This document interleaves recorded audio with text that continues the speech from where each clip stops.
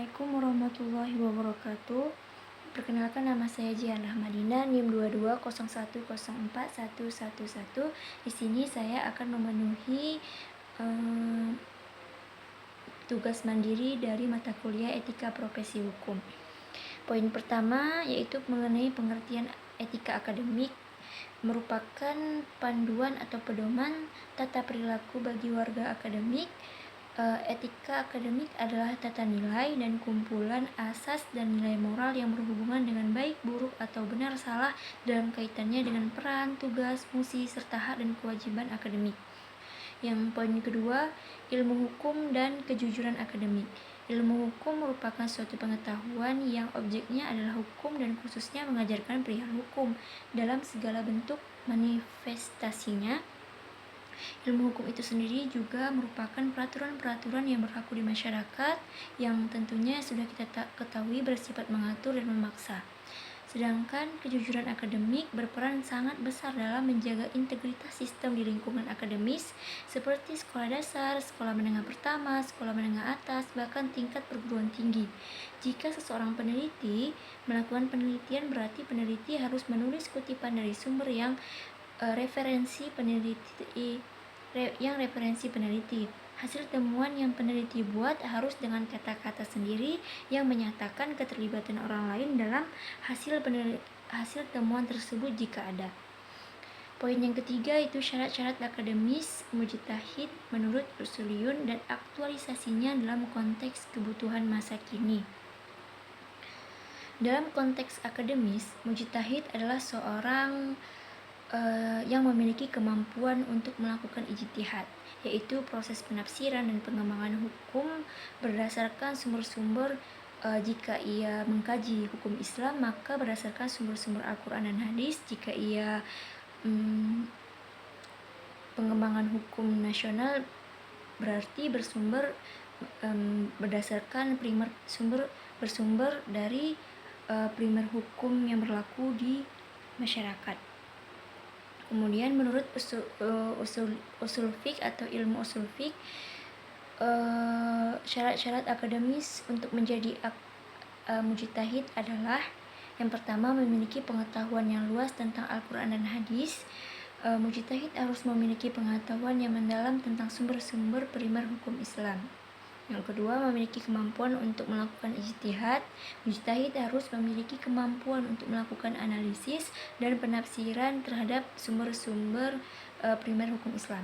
Yang ketiga, memiliki pengetahuan tentang usul fiqh. Mujtahid harus memiliki pengetahuan tentang prinsip-prinsip dan metode-metode yang digunakan dalam pengembangan hukum Islam. Yang keempat, memiliki kemampuan untuk memahami konteks sejarah dan sosial.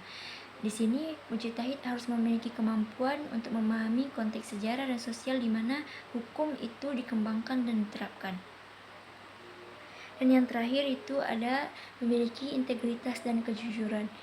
Seorang mujtahid sangat penting dan harus memiliki sifat jujur dan integritas dalam melakukan ijtihad dan pengembangan hukum.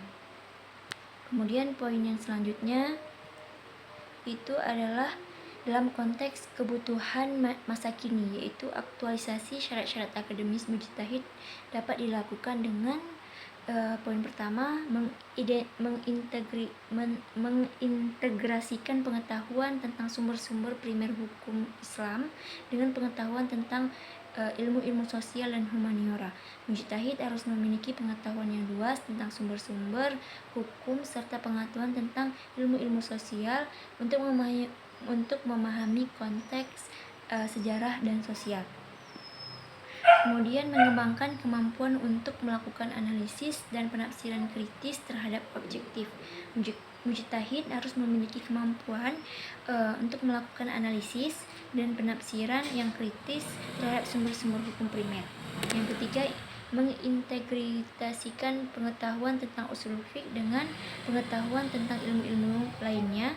Di sini mujtahid harus memiliki pengetahuan tentang usul fiqh serta pengetahuan tentang ilmu-ilmu lain. Kemudian yang selanjutnya ada mengembangkan kemampuan untuk memahami dan mengatasi masalah-masalah kontemporer. Seiring dengan perkembangan zaman, tentunya masalah-masalah akan berkembang sesuai dengan perubahan zaman yang begitu pesat. Maka di sini mujtahid harus memiliki kemampuan untuk memahami dan mengatasi masalah-masalah tersebut yang dihadapi oleh masyarakat. Untuk poin yang selanjutnya yaitu mengenai adab dan etika akademik menurut Usuliyun. Menurut Fatiyah Hasan menjelaskan bahwa Imam Al-Ghazali merumuskan paling tidak ada 11 pokok kode etik atau etika akademik peserta didik yang mesti dipatuhi atau dilaksanakan. Kode etik atau etika akademis itu adalah sebagai berikut. Yang pertama, belajar dengan niat ibadah dalam rangka taqarrub kepada Allah Subhanahu wa taala, sehingga dalam kehidupan sehari-hari peserta didik dituntut untuk selalu menyucikan jiwanya dari akhlak yang buruk dan watak yang tercela. Poin selanjutnya, mengurangi kecenderungan pada duniawi dibandingkan masalah ukhrawi, yaitu kehidupan akhirat. Untuk poin selanjutnya, harus bersikap tawadu, yaitu rendah hati dengan meninggalkan kepentingan pribadi untuk kepentingan pendidiknya. Yaitu poin selanjutnya, menjaga pikiran dan pertentangan yang timbul dari berbagai aliran sehingga fokus dalam belajar. Selanjutnya, mempelajari ilmu-ilmu yang terpuji baik untuk ukhrawi maupun untuk duniawi dan meninggalkan ilmu tercela. Selanjutnya, belajar dengan bertahap atau berjenjang dengan memulai pelajaran yang mudah atau konkret menuju pelajaran yang sukar atau abstrak, atau dari ilmu yang fardu ain menuju ilmu yang fardu kifayah. Poin selanjutnya, belajar ilmu sampai tuntas untuk kemudian beralih pada ilmu yang lainnya sehingga anak didik memiliki spesifikasi ilmu pengetahuan secara mendalam mengenai nilai-nilai ilmiah atas ilmu-ilmu yang dipelajari sehingga mendatangkan objektivitas dalam memandang persoalan yang dihadapi.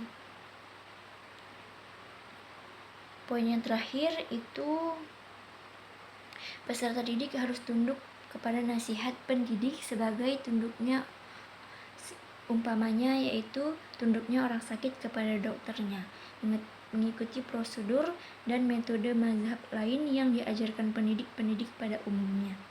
Untuk poin yang terakhir itu ada reaktualisasi adab mujtahid dalam kajian ilmu hukum kontemporer. Reaktualisasi adab mujtahid dalam kajian ilmu hukum kontemporer sangat penting untuk memastikan bahwa ilmu hukum tetap relevan dan efektif dalam menghadapi tantangan-tantangan modern, karena dipengaruhi oleh perkembangan zaman yang begitu pesat, maka dikhawatirkan akan menghadirkan masalah-masalah baru yang memerlukan ijtihad dari mujtahid. Berikut adalah beberapa cara untuk mereaktualisasi adab mujtahid dalam kajian ilmu hukum kontemporer. Yang pertama itu mujtahid harus memiliki pengetahuan yang luas mengenai sumber-sumber hukum, mengenai ilmu-ilmu sosial untuk memahami konteks sejarah. Kedua, mengembangkan kemampuan untuk menganalisis penafsiran yang kritis, yang mana mujtahid harus memiliki pola pikir untuk menganalisis dan melakukan penafsiran secara kritis dan objektif. Kemudian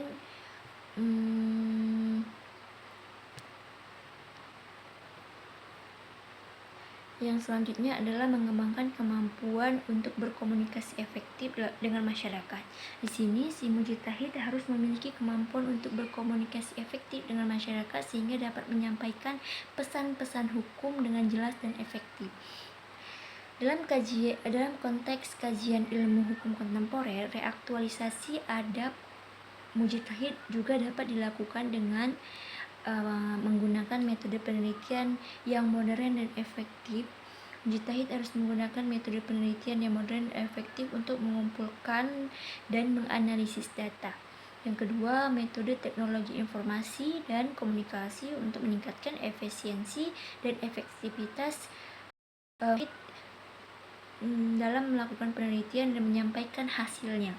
Dan yang terakhir itu mengembangkan kemampuan untuk berkolaborasi dengan ahli-ahli lainnya. Di sini mujtahid memiliki kemampuan untuk berkolaborasi dengan ahli-ahli lain untuk mengembangkan pengetahuan dan kemampuan dalam bidang ilmu hukum yang dapat menyelesaikan masalah-masalah kontemporer. Sekian dari penjelasan saya. Jika terdapat banyak kekurangan mohon dimaafkan. Assalamualaikum warahmatullahi wabarakatuh.